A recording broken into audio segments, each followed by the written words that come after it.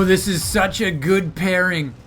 I really love that Champions Brawl finals match between Byun and Clem. These two can really go at it. If this game's a fraction as good as that one was, I'll be happy. We're going to be mirrored for a bit, so let me grab some intros. Our French Terran player's name is also a British word, which means to starve. But he's not starving for victory because he's Clem! Current world rank 2. But as insanely good as he is, Clem actually lost to his current opponent the last time they matched up in the World Team League. Does the Korean legend in the bottom left have his number? Our blue Terran is known as the one-man army, but don't pronounce it one because it's Byun! Current world rank 16. And it looks like we have our first point of differentiation already. Byun is going to elect a scout, Clem is not. He's going to save his pennies. Econ versus information advantage. Once each player's racks finishes up, we'll see if we have any other further differentiation. Whatever it is, though, that Clem's doing, Byun's going to have the opportunity to click on it and see what it is. And that something is going to be a quick reactor. Byun's going the other way, though. He's making a Reaper first. So it's possible that could give Byun a window.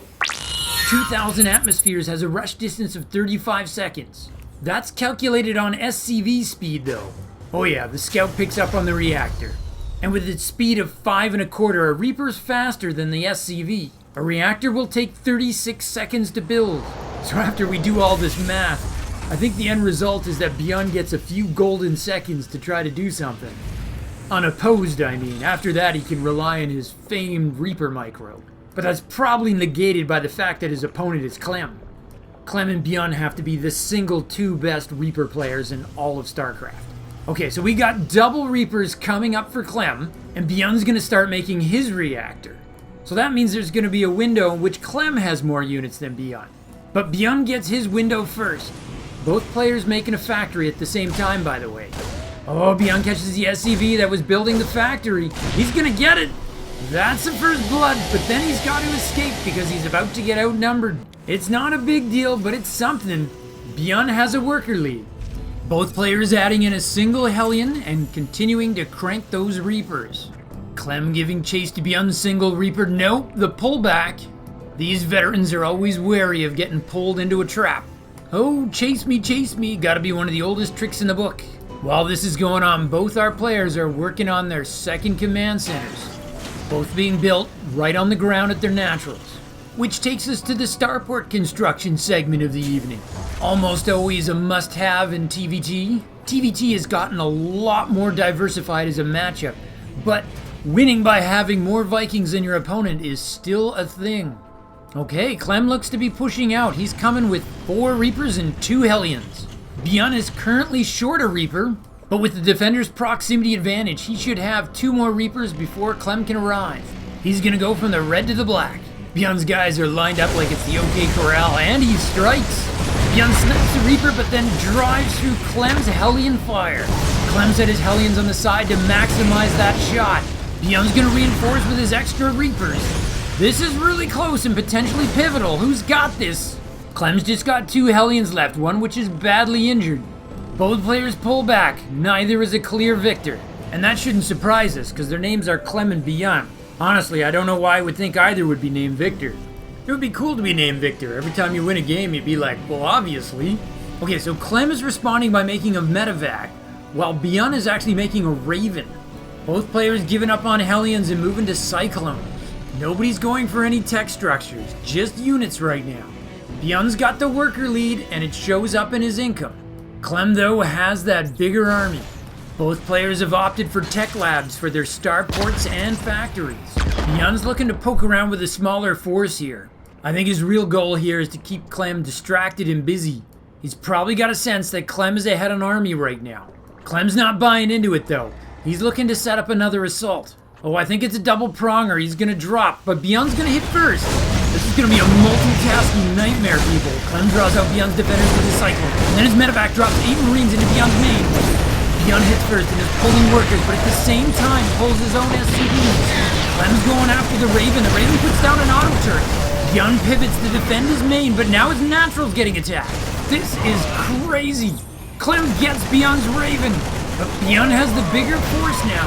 He's gonna kill all the Marines. The medevac's gonna flee, but Clem is getting unopposed SCV kills at the natural. Byun's own attack force has been eliminated, but with the arrival of his tank at the natural, he should be poised to clean up Clem's attack. Once the cleanup's done, I want to try the goggles here just for a second. Here we go. The underwater tile set's kind of murky. I assume that's deliberate. The night vision goggles should clean it up. I'm just going to run it as a test for a minute or two, because I know you don't all love it. Sometimes the detail's so sharp the units look hand-drawn. Anyways, Byun is now switching to medevac production, whereas Clem is picking up the Raven. He's actually making a second. Anyway, following that intense exchange, Byun is a slight loser on the resources lost. Clem has reclaimed the worker lead, and he is now outmining Byun.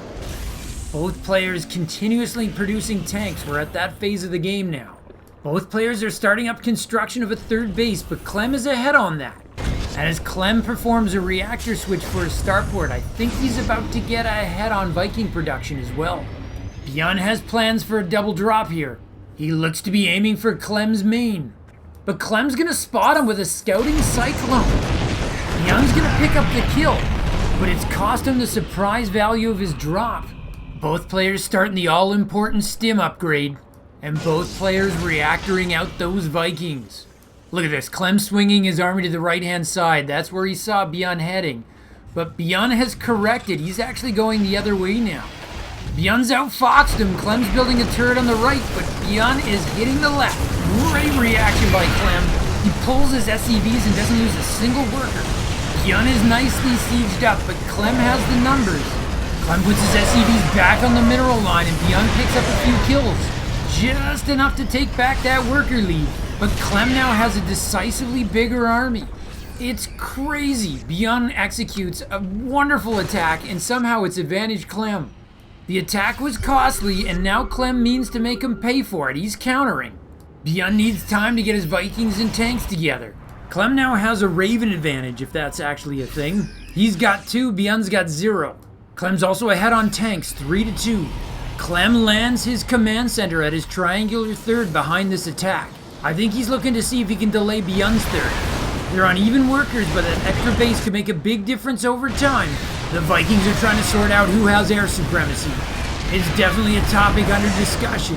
Byun might have the air advantage, but is now 3 tanks to 1 for Clem. Both players adding 2 more Raxes each. Gas is a limiting factor right now, so those gasless Marines are very easy to make. And stim is part of the game right now. Clem's still working to get it into a position to delay Byun's triangular third. I think he's got that position, and he's gonna boost right into the main. Oh, this is savage. Is Byun producing enough units to deal with this, or does he have to pull back? He does. He has to pull back. He gives up his position, and that includes any chance of putting down his third. Clem only kills 2 SCVs, but he keeps his army intact, and he buys himself a much better position. Byun's given up on his triangular third. He's gonna try to float over to his lateral. Oh, Clem senses it. He's gonna try to make Byun's life difficult over there as well. We can see the results on the income tracker already. Clem's making SCVs 3 at a time and has himself a worker lead. Byun's third was busy floating around. Clem doesn't even need to score big here. He just needs to delay Byun. Clem is now up 30 supply. Byun is on the very short list of players who could get back from a deficit like that against Clem. Clem shows up at the third and tries to start carving out some real estate. Oh, he's gonna get that nook behind the destructible rocks. That is a tough spot to dislodge a tank from, particularly when your opponent's ahead of you on tanks. The tank count is 6-3 for Clem, 5 of which are already sieged up outside of Byun's base. They are not close enough to bombard the mineral line, but they're close enough to be a serious threat. Clem's finishing up combat shields. Byun never got his because Clem sniped it with that drop. That's one of those upgrades that just multiplies. The more Marines you have, the more impactful it is. Fortunately, Clem only has like 40 Marines. Clem hasn't been able to win on the Viking count yet, though. He's got 1 extra Viking, but that's not enough yet. Oh, he's making his move here. Byun has to save those Vikings. It costs him Marines, but he keeps his Air Force alive. Remember, the player that wins the Viking battle wins the vision battle for the tanks. The opponent will have to use scans to keep up, and that is expensive. Clem is sniping SCVs and adding to his worker lead. Byun just struggling under exceedingly difficult conditions. The end result here is that both players pretty much lost their Viking stashes. Both players getting their +1/+1 for their infantry. Byun slightly ahead on that score. Oh, but look at the reinforcements that Clem's able to bring to bear. Byun's actually looking to push out as well. I'm not sure if he's actually looking to attack or he's looking to encircle Clem from behind. Either way, we could have two armies meet in the middle here. I think that could go very badly for Byun, who could potentially get sandwiched here. Oh, Byun sees it first! He stims and gets a medevac, then he pulls back.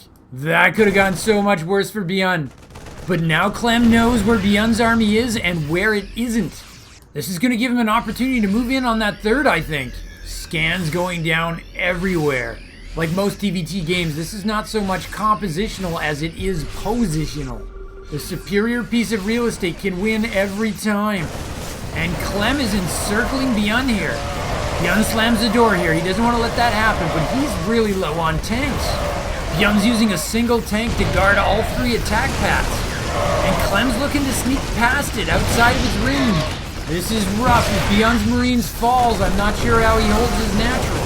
Byun pulls back to his armory. Byun's final tank is there, and it's able to hit the Marines. But Clem is moving in on his third base. Clem is slowly applying the choke like a Brazilian jiu-jitsu fighter. Oh, I'm wrong. Clem is not hitting the third. He's packed it up and he's pulling it back. He might be swinging around to reinforce his attack on the natural.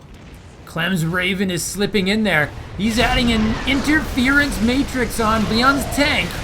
That's going to make the math terrible for Byun. He stims and sprints out. Byun needs air and he means to get it. Clem is clamping down around that throat. Byun's army's primarily composed of medevacs at this point. The good news is he can stim his final Marines like crazy. No, he can't. It's GG. Clem is the winner. A short but very intense game. Well, I guess we knew this clip was coming.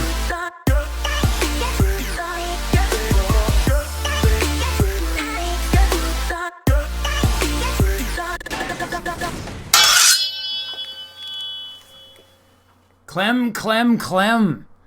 I feel like there's an opportunity here for me to buy low on Clem. So I'm going to double down on what I've said before. Clem is the very best player in all of Starcraft 2. Not all time, don't throw stuff at me, but right now he is the best, and I do mean the best of the best.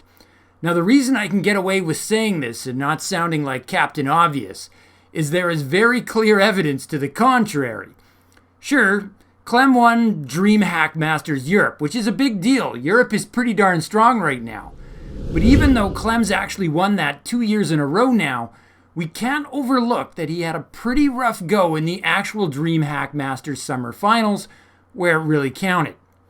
He was also eliminated early in Next Season 1 and in TSL 7. Those are big stages where you would expect the top player to do far, far better. Presumably, the world's best player would have some premier tournament wins under his belt by now. If you don't count those aforementioned DreamHack Europe-only tourneys, Clem does not actually have a premier tournament win at all. Therefore, I think I can still get away with declaring him the world's best and having it sound like an actual prediction. I figure by this time next year, if I say Clem is numero uno, I'll just be met with, well, duh, the empirical evidence will be there. I think all that's happening here is Clem is just gathering his big stage experience. This is very common in pro sports. The hot young team, which slays all the other teams in regular season, gets undone in the playoffs. Veterans save a little something extra for the game's biggest moments, and they're not affected by bright lights.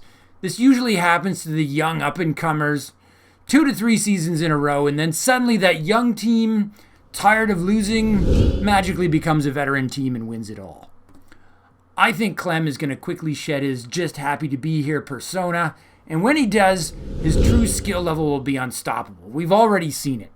And for the record, I'm not wimping out and saying Clem will be the best at some future date. I'm saying he is the very best right now as of this moment and will be proving it henceforth. Feel free to disagree in the comments and let me know your candidate. And as long as I'm digging myself a grave here, let me try one more soapbox. I want to address something Reynor said in a recent interview on the Pylon show, which was apparently controversial, though I personally did not think so. It was Reynor's opinion about Starcraft 2 casters.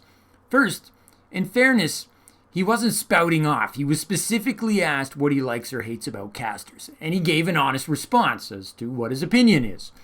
Essentially, what he said was, and I have to paraphrase, you can catch what he actually says in full at the 1 hour and 10 minute mark of the Pylon show. What he said in my words is, he really hates when casters say his play is crap, because the truth is, at his level of play, he's transacting on levels that the average caster can't understand, meaning a lot of casters have no idea what they're talking about when they're analyzing his play. He doesn't mind being criticized, but if he's taking a specific step in a game, it's probably for a deliberate tactical reason, not because he sucks. He is, after all, for example, the current world champion. Reynor goes on to say he's open to criticism, but he expects it to have actual reasons behind it backing it up. A blank statement that he sucks is just poor commentary. My first thought is this. Firstly, who on earth is it who ever said Reynor sucks? I suspect this person does not exist. If they did say that, I suggest they're probably not too swift, or their comment was taken out of context. That aside, I think everything Reynor went on to say was sensible and accurate. If casters are critical of a player, they should give reasons. I hope I haven't made that mistake here. I actually suspect I haven't, not to toot my own horn, but just because I tend to err more on the side of fanboyism as opposed to being critical. It's really a fault of mine. And usually when a top pro does something I can't understand, my default assumption is that I just saw something brilliant and try to work from there. I don't think anybody should be immune from criticism, and free speech gets to reign supreme. But that's not antithetical to anything Reynor said. He was quite careful to draw the line at saying he can't be criticized. He was just asked what he hates, and he told us. Idiot casters who think he sucks for no good reason. Again, though, does this caster actually exist? I suppose there might be an idiot around here who thinks Clem is slightly better than Reynor, all evidence to the contrary, but nobody is calling anybody crap here. I love the top players in the game right now. Europe's big three of Clem, Serral, and Reynor is fantastic, and I'm going to enjoy this ride. If you think I'm being unfair to Mystery Caster, feel free to let me know in the comments below. But all this talk about greatness just makes me want to grab another game. So let me just say, from my base to yours, Zugzwang out. To continue your StarCraft journey, Nova advises you to click the video in the upper rectangle. But Kerrigan warns you to watch your 6 and click the video in the bottom rectangle. Or you can stimpack your StarCraft experience. Subscribe to Zugzwang StarCraft. Just hit the circle. From my base to yours, Zugzwang out.